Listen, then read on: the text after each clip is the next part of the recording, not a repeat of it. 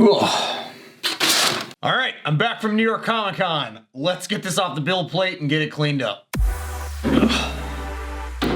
So I ran off to Lowe's and I picked up this huge 5-gallon bucket that I'm going to be using to clean off prints that come out of this machine that are basically oversized. I ended up getting 2 of them because one I'm going to be filling with this mean green super cleaner that I've done in a previous review talking about resin 3D cleaners, that if you're interested in checking that out, if you're looking basically for alternatives to IPA, this is a great alternative that I'm using just to help agitate and get any of the excess resin off of those prints. So I'll be filling that in the bucket here. I'm gonna get this off of the build plate now though. And I'll also, I guess you could use IPA if you wanted to. I don't know where you're gonna be buying IPA in huge quantities or containers. I'm sure someone sells it online, but the fumes from that level of that amount of liquid must be insane, absolutely crazy. I can't get this one screw undone. I don't know what the heck happened. So odd. I don't know what the heck's going on with that.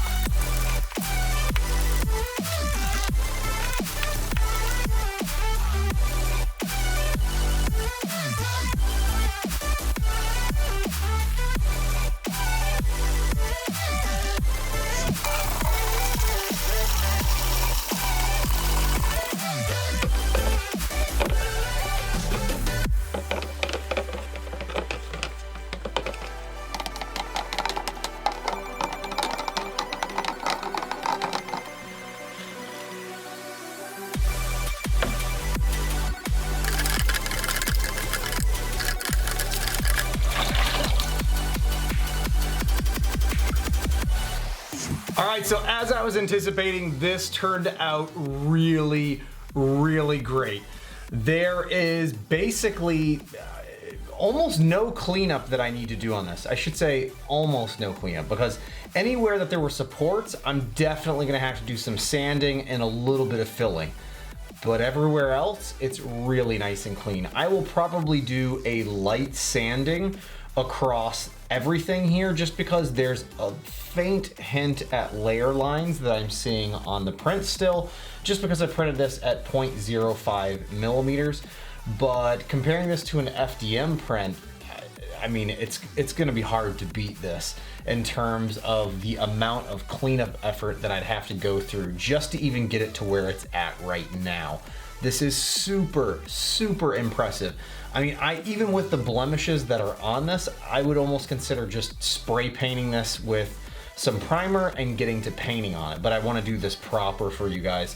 So over probably another video here, I'll actually go through the process of fully cleaning this up and getting it painted just to show you guys the end results. And apologies for having to break this up into 2 parts here. I did want to get this out because I know there was a lot of interest in me showing off some sort of a full print or utilizing a bigger build volume with this particular printer here. And it's really pretty nice. So I'm very excited about this, and we'll be giving you guys more of a look at this very soon. I have another video here that's upcoming that will be going through the full unboxing and setup of our first few prints with this that led up to this particular one here. So I'm going in a backwards order, but I was really gung-ho about getting a actual mask printed on this. Oh, and I should probably actually show you guys that it actually fits my face.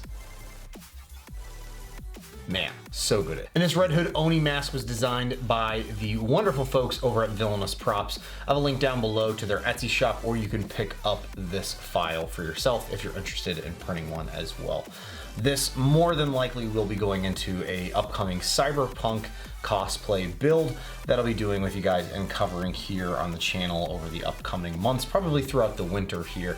I just got my jacket in the mail and it fits perfectly. Again, this was the Phrozen Transform. If you're interested in this resin 3D printer, I'll have links down below to where you can check that out and find out more details, pricing, all that good stuff on this particular print. I'll also include a link to the Phrozen Facebook group, which I've been participating in, that has a lot of useful info from other users that are actively using this printer, as well as their other models of their machines.